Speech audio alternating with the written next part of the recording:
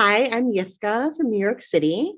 And my question is what advice you have for someone who is stewing in resentment in their primary relationship, marriage, however you want to. Okay.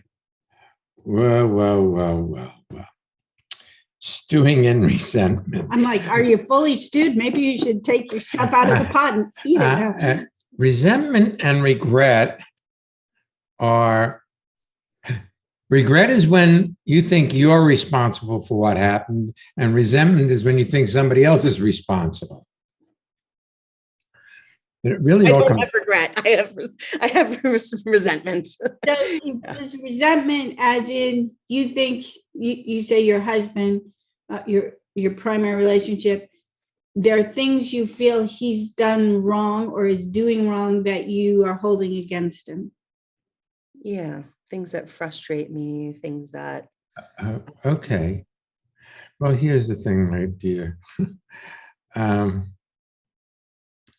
something called forgiveness. Forgive means to give up the right to punish or the desire to punish and have it be like it never happened before. Because you see, if you resent somebody, it's like you drink poison and hope they die. Because you're bitter. Now, something very interesting, current events. Up in Buffalo, there was this massacre. And the wife of one of the men who was killed there said, I have to forgive the killer. Otherwise, I will poison myself. And it'll be too great a burden for me to bear. And so I've already forgiven the person who did this horrible act. Now, the problem with your history, because see, anything your husband did, he did in the past.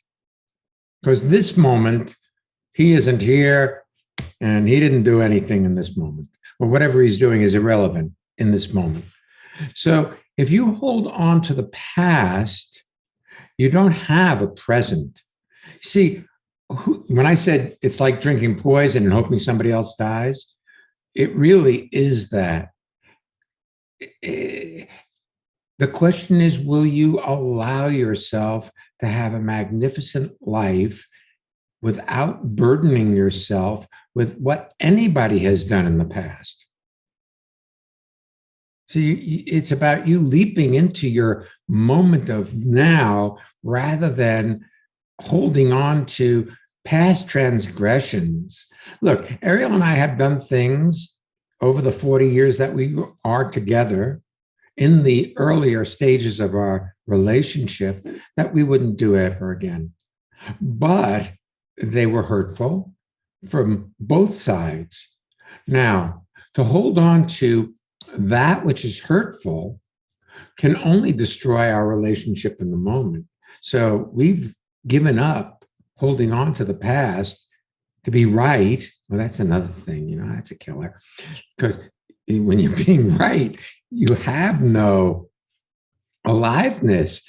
You are stewing, like you said, in resentment. And there's this big pot of woe rather than being alive.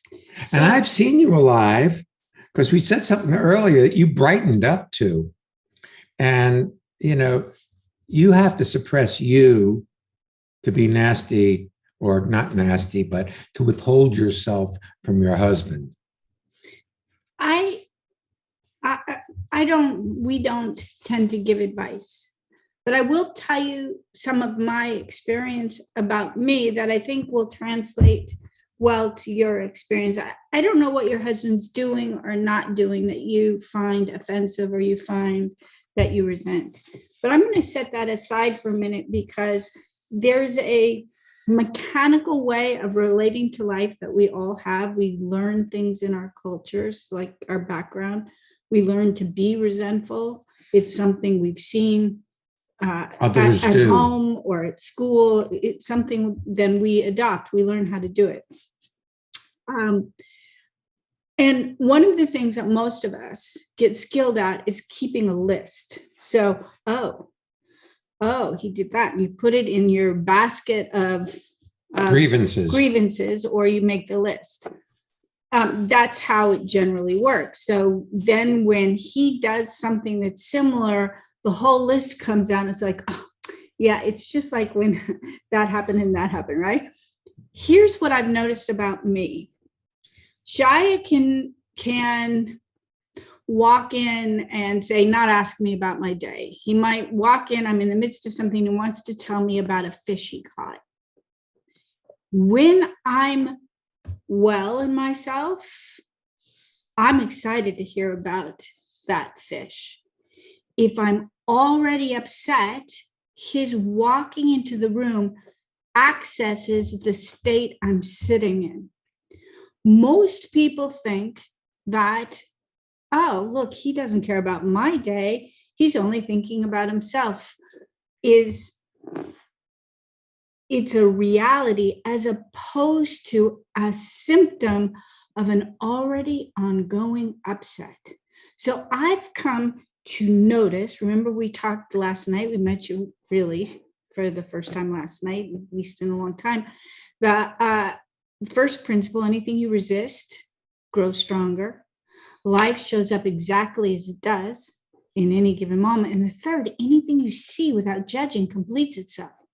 So I've come to notice my thought processes and sometimes the flush of emotion that comes with it as indicators of how I'm being rather than as an indicator of how he's being. There's another thing. It's, Ariel tells me I'm handsome. I don't see myself as handsome mostly. I find fault with me.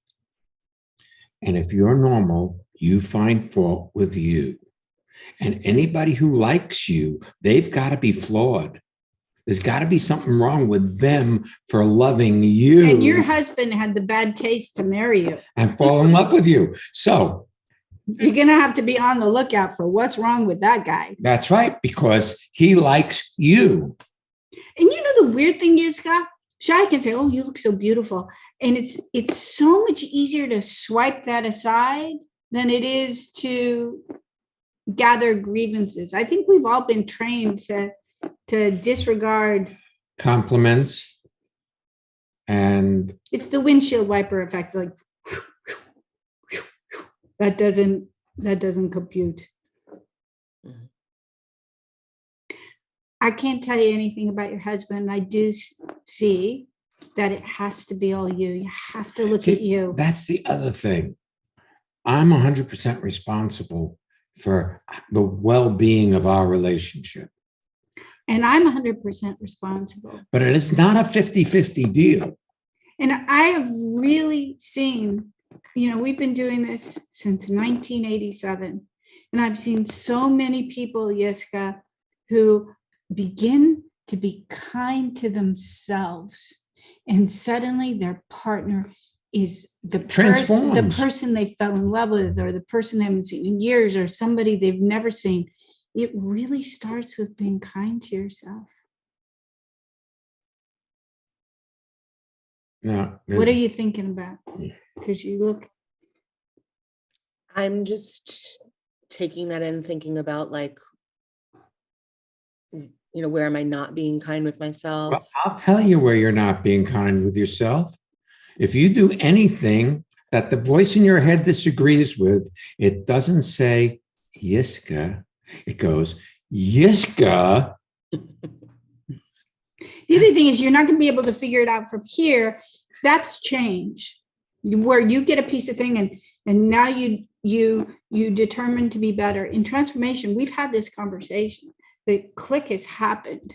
I've seen it happen multiple times. You're going to have these aha moments like, oh, wow. I just called myself an idiot. I'm speaking for myself, not speaking for you. I don't know what you call you in moments of tightness. But I'm sure it's not kind. Sure.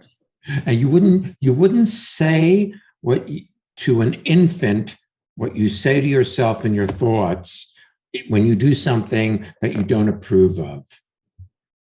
Mhm. And that's where it starts. It starts with being kind to yourself. Okay. Sounds good. Actually, it is good.